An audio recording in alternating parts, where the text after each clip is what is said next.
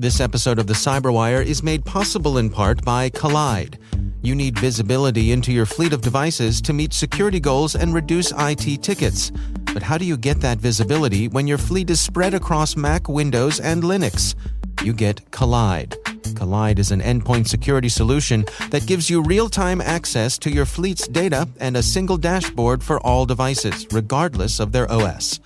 You can answer every question about your fleet without intruding on your workforce. Visit collide.com/cyberwiredaily to find out how.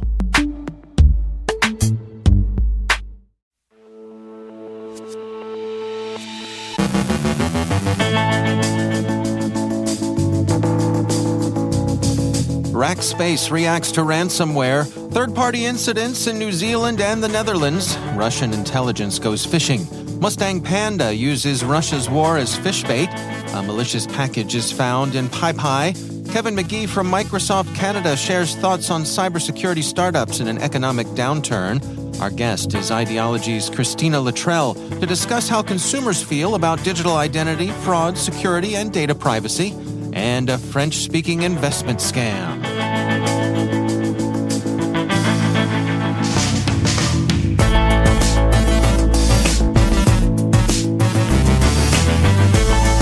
From the CyberWire studios at Data Tribe, I'm Dave Bittner with your CyberWire summary for Wednesday, December 7th, 2022.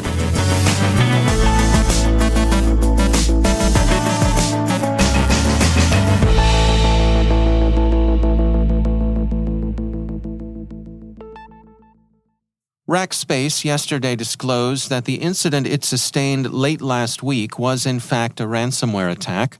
The attack disrupted the company's hosted exchange environment. Rackspace continues to investigate what, if any, data may have been compromised.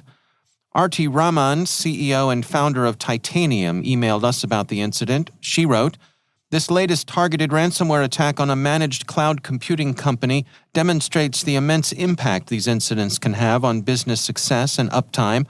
It's also a critical reminder that even the most technical organizations can eventually fall victim. It can truly happen to anyone and any company." Which ransomware strain was found or which gang was involved in the attack, Rackspace isn't saying. Its investigation is still in progress, and on its website it reassures customers that it will notify them at once if any customer data is found to have been compromised. Other third-party risks are being reported. RNZ reports that New Zealand's Ministry of Justice and Privacy Commissioner are investigating an attack against Mercury IT, a third-party IT services provider. The incident, thought to be a ransomware attack, has affected access to data collected and used by a range of healthcare organizations in that country. Te Watu Ora, the Maori name taken by the Health New Zealand government agency, has disclosed that a cybersecurity incident affecting an IT service provider has impacted access to some Te Watu Ora data relating to bereavement and cardiac services. The data doesn't appear, the agency says, to have been compromised, but they have been rendered at least temporarily inaccessible. The Privacy Commissioner became aware of the incident on November 30th, and authorities continue to work on determining the scope of the problem. Some in New Zealand, however, are comparing the incident to the cyber attack against Australia's Medibank. The bereavement services mentioned in the disclosure refer to data from coroner's reports and autopsies having become unavailable, which somehow strikes us as a particularly petty and loathsome act on the criminal's parts. It's a further reminder, should any more be needed, that the cyber underworld is pretty short on Robin Hoods. BleepingComputer, citing sources in the Dutch press, reports that the Netherlands city of Antwerp is grappling with IT service outages that began Monday with a cyber attack believed to be ransomware against Digipolis, an IT provider that serves the city. There's no publicly available timeline for restoration of normal operations. In the meantime, many services, especially healthcare, have reverted to manual backups. It's also not publicly known what ransomware group is behind this attack. BleepingComputer, however, notes that Ragnar Locker last week dumped a large amount of data taken from a local police unit located in the province of Antwerp. It's unclear whether that earlier incident is related to the widespread outages now being reported in Antwerp itself. The Record reports that a threat actor with links to Russia is running phishing campaigns impersonating U.S. defense, aerospace, and logistics companies. Recorded Future's Insict Group tracks the activity as TAG-53 and sees its operation as overlapping a threat actor other researchers follow as the Callisto Group, Cold River, and by Microsoft, Cyborgium. One of the threat actor's principal goals appears to be credential harvesting. Recorded Future isn't sure if the impersonated entities are the specific targets of the operation, but the researchers note that most of these organizations share a focus around industrial verticals that would likely be of interest to Russia Nexus threat groups, especially in light of the war in Ukraine. The companies being impersonated include U.S. firm Global Ordnance, Polish defense company UMO Poland, the not-for-profit Commission for International Justice and Accountability, U.S.-based satellite communications company Blue Sky Network, logistics company DT Gruel, and Russia's Ministry of Internal Affairs. Microsoft's research into and disruption of Cyborgium back in August concluded that the group's principal targets were NATO governments, military organizations, and think tanks, with Ukrainian organizations representing secondary targets. Cyborgium has been associated with Russia's SVR Foreign Intelligence Service, and particularly with SVR disinformation efforts. In full disclosure, by the way, we note that Microsoft is a CyberWire partner. Chinese government cyberespionage actor Mustang Panda has been using documents with a Ukrainian war theme as lures in a phishing campaign actively prospecting targets in Europe, the Middle East, Africa, South and East Asia, and Latin America, BlackBerry reports. The sectors the threat group seems most interested in include mining, education, telecoms, financial, CDN companies, internet service providers, internet security firms, and web hosting companies. BlackBerry characterizes the phishbait as well thought out. The payload is usually a version of PlugX, sometimes with minor changes intended to help the malware evade detection. Proton, best known for its secure email service, also offers a range of privacy-enhancing access solutions, including VPNs, and the company has drawn unusually close attention from Russian censors who regard it as a threat to their ability to control the Russian population's access to unfiltered information. The measures taken against Proton by Moscow's security organs run from blocking to the troll posting of negative reviews of Proton's services. The New York Times has an account of the back and forth between Proton and the Kremlin as the Swiss company works to keep its service accessible to Russian users. It's interesting both as a specific case of the familiar offensive-defensive seesaw that marks conflict generally, and as a study in how a particular and not very large company can come to be perceived as a direct enemy of a state. The cloud-native application security firm Apiro this morning reported finding a malicious package in the PyPi package manager. It's appeared in several GitHub repositories and represents a software supply chain threat. Apiro said in their report, the adversary targets mainly Windows users. It intended to grab registry secret keys and passwords in order to leak them to the adversarial entity. Full details on the incident, clearly malicious contamination of the supply chain, are available on Apiro's website. Finally, security shop Group IB reported today on a long-running fraud afflicting victims in most of Europe's francophone countries, Belgium, Luxembourg, and of course France itself. The criminal group, called Cryptos Labs, has been running an investment scam since 2018 at least. Group IB summarizes the gang's operation as follows.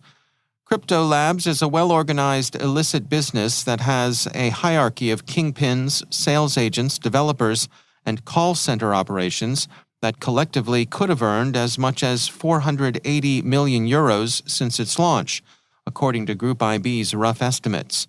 Group IB was able to trace down a complex network infrastructure of over 300 scam domains hosted on 70 servers, and the gang's major weapon, CryptoSlab's scam kit. To lure the victim onto fake investment portals, the scammers have been impersonating 40 popular European brands from the banking, fintech, crypto, and asset management industries.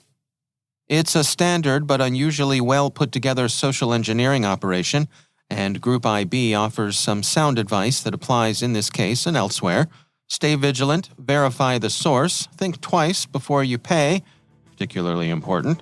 And finally, for heaven's sake, if you become a victim, tell law enforcement and don't be shy about warning others.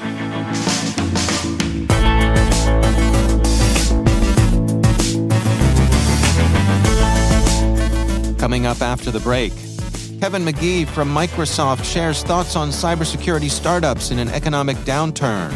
Our guest is IDology's Christina Luttrell to discuss how consumers feel about digital identity, fraud, security, and data privacy. Stay with us.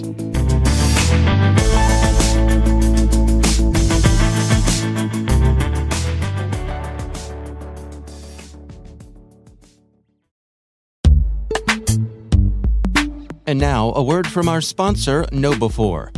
There's a reason more than half of today's ransomware victims end up paying the ransom. Cybercriminals have become thoughtful, taking time to maximize your organization's potential damage and their payoff. After achieving root access, the bad guys explore your network, reading email, finding data troves, and once they know you, they craft a plan to cause the most panic, pain, and operational disruption. Ransomware has gone nuclear. The folks at KnowBe4 have an on-demand webinar that will get you up to speed on ransomware. In this webinar, you'll find out why data backups, even offline backups, won't save you, why ransomware isn't your real problem, and how your end users can become your best last line of defense. Go to knowbe4.com/ransom to learn more about the webinar. That's knowbe4.com/ransom. And we thank KnowBe4 for sponsoring our show. And now, a word from our sponsor, Recorded Future. Staying one step ahead of the rapidly evolving threat landscape requires a constant flow of daily intelligence. To stay up to date on everything happening in the world of cybersecurity, join over 50,000 other security professionals who subscribe to the Cyber Daily. With daily email updates on the latest cybersecurity news, top threat actors, exploited vulnerabilities, suspicious IP addresses, and more, the Cyber Daily is the first thing security professionals check every morning. To learn more and subscribe for free, go to recordedfuture.com/cyber-daily. And we thank Recorded Future for sponsoring our show.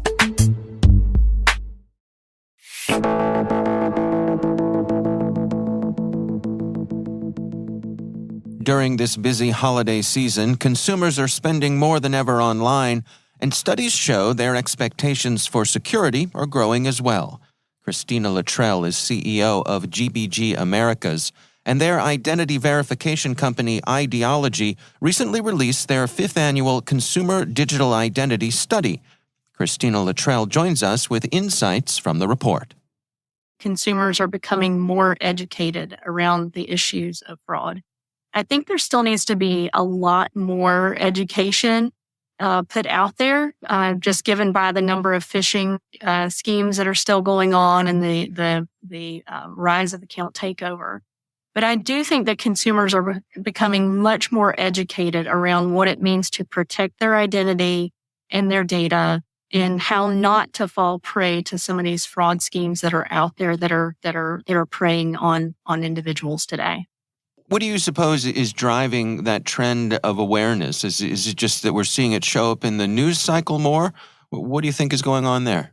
I do. I think that, looking back over the past couple of years with the beginning of the pandemic and so many people it basically forced so many more people to go online to transact in a digital manner where they weren't really doing that in the past. And so that really pushed consumers into the digital world, accelerated that.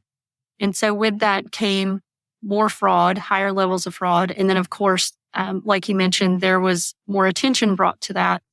It seems to me that for a long time, organizations, retailers, the companies that people interact with every day online, they were reticent to put in a lot of security techniques because they were afraid of increasing friction and taking away convenience, and seeing that consumers really prioritized convenience. Have we seen a shift there? Are people starting to adjust that balance of security versus convenience? They are. They really are. I mean, it is still a bit of a delicate balance, but when we look at the data from our report, 68% of consumers that responded to our survey say that they now prioritize security over ease of onboarding. So that is a stark contrast to what we've seen in the past, where it was, if it's not easy, I'm not going to do it. Now consumers are placing a higher level of responsibility on businesses to make sure that they are using some sort of strong verification in a very secure onboarding process when they want to provide that company with their data. But like I said, it is a balancing act, because they want it to be seamless, kind of easy to get through, but they're still expecting that businesses are going to put them through a secure process as well. Based on the information that you all have gathered here, what are your recommendations for the folks who are providing these services, who have to interact with these consumers and provide them with a satisfactory experience? Yeah, so I think, at the end of the day, we're all consumers, right? So I kind of think about what I would want to go through when I'm signing up for a new service, a bank account, or, P2P, or anything where I'm having to provide some information. First off, how is my information being used? So I think businesses that do really well are businesses that are very transparent with why they're collecting information from you, your personal data, and what they're going to do with that data, and then how they're going to store that data if they're going to store that data. So being very transparent up front. Hi, we need this information. It's for regulatory purposes, for KYC. We need to make sure that you are who you claim to be, right? So being very transparent about why you're asking for this data. And then what are you going to do with that data, right? We're going to use it for sanctions checks, or we're going to use it for identity verification, or we're going to use it for step-up verification, right? Helping the consumer really understand how their data is going to be used. And then if you're going to store that data, how are you protecting that data if you're going to keep that on that consumer? And really being transparent with the consumer. Hey, we're encrypting this data at rest, and here's our encryption policy. Just things that let the consumer know that their information is going to be protected. I think that's really important. That's important for me when I provide my information to any company. I want to know, what are you doing with it, and how are you going to protect this information?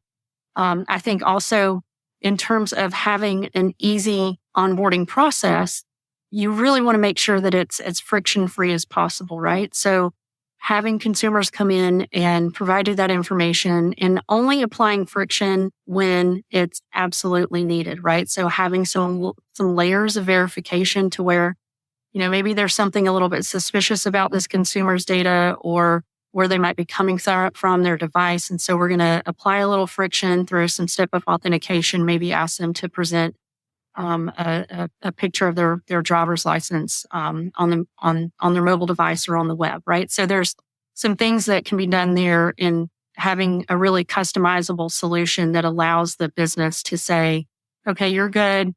Come on in. The door is open, or you need to go into a waiting period because we need to verify some additional information. Applying those layers of verification, I think, really provide for a much better and more user-friendly process for consumers.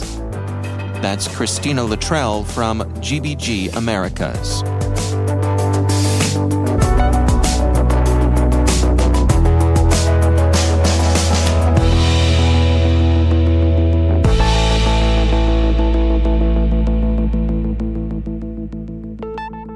And I'm pleased to be joined once again by Kevin Magee. He is the Chief Security Officer at Microsoft Canada. Kevin, it's always great to welcome you back. We're seeing some volatility in the economy here, and seeing reports of even cybersecurity companies having layoffs and things like that. I'm curious on your take on this. I mean, if I'm a startup trying to take my place in the industry here, how am I doing timing-wise? Thanks for having me back, Dave. I am having sort of flashbacks of the dot-com bubble burst. Now, having been an entrepreneur during that stage of my life and having been running a startup when that happened at the time. So years of reflection have given me, I think, some wisdom in this area, at least I hope. But in my spare time, I also work with the Toronto Metropolitan University as an entrepreneur in residence and work with a lot of startups. So they're looking for some advice to some of us that have survived and were veterans of the dot-com crash. So I will say I'm not an economist. I'm not a financial expert. I've just took a lot of hard knocks on the dot-com when it burst, the bubble, and I'm hoping to share some of my thoughts and ideas with the startup founders of today. What are some of the things that you're sharing with them? Well, I think the root of the problem is that, global inflation has spiked, and that's really making it difficult for future valuations. Growth companies are based on future sales or future valuations, and as inflation erodes those future valuations, it becomes more difficult to hit that unicorn status. So to make a $1 billion US unicorn status, you might be needing to demonstrate now $200 million in revenue.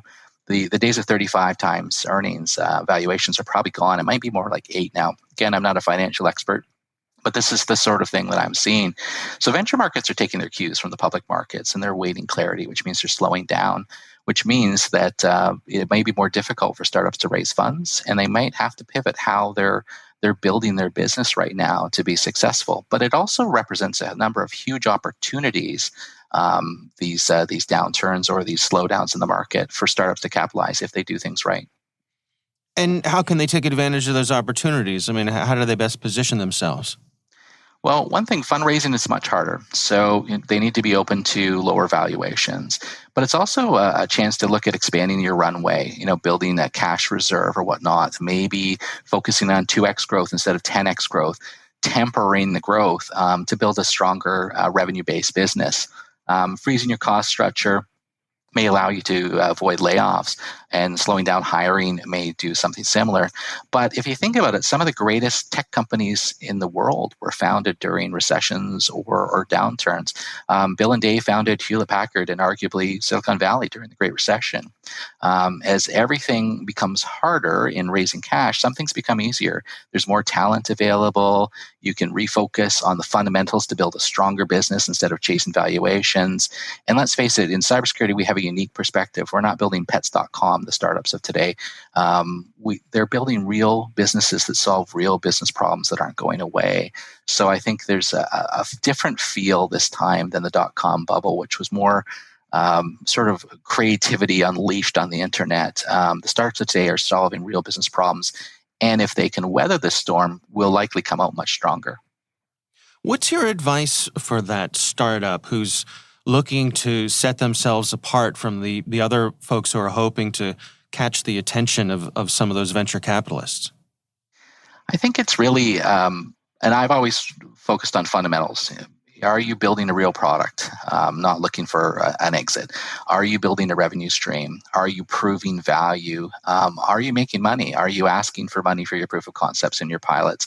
Are you getting value in exchange for value? If people won't pay for your product, it's probably not quite ready or whatnot. So moving to revenue as a way to fund your growth, as opposed to large raises, can be a much greater approach.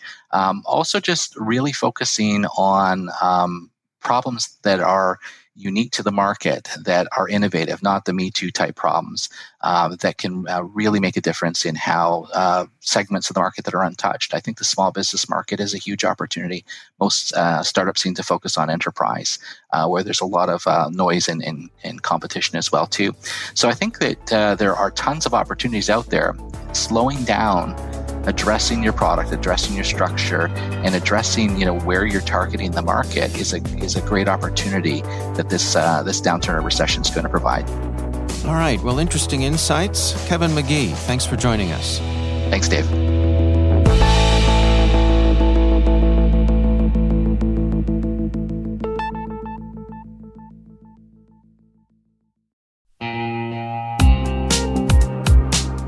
Do you know what you own online? Census found that 43% of all assets in its customers' internet attack surfaces were initially unknown. How can companies protect what they don't know about? For cybersecurity pros who defend the organization, Census is the best at finding exposures attackers will exploit. Census's industry-leading internet scanning data powers its best-in-class Census search tool and attack surface management platform, giving security teams the visibility they need to proactively defend against threats. Visit census.io to learn more.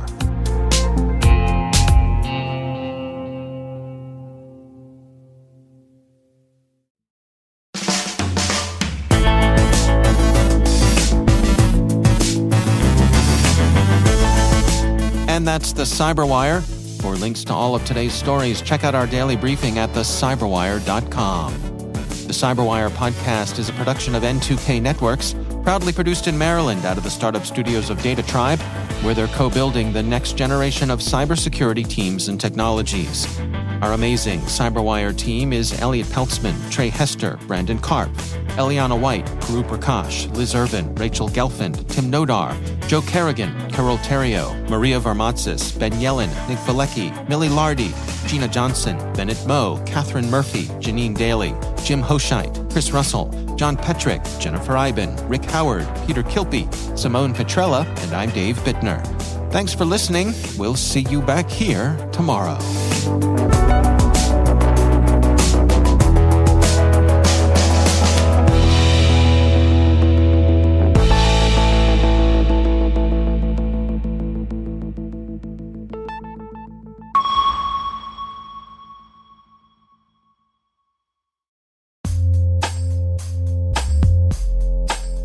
Hey everybody, Dave here. We love what we do here at the CyberWire and are proud to be able to provide news and insights that top leaders and decision makers rely on every day. We'd like to give a huge thanks to our many sponsors that make all of this possible and invite your company to join them in reaching over 250,000 unique listeners and 50,000 readers each week. Find out about opportunities to bring your brand and messages to the most influential audience in cybersecurity. Visit thecyberwire.com/sponsorship and join in on the action.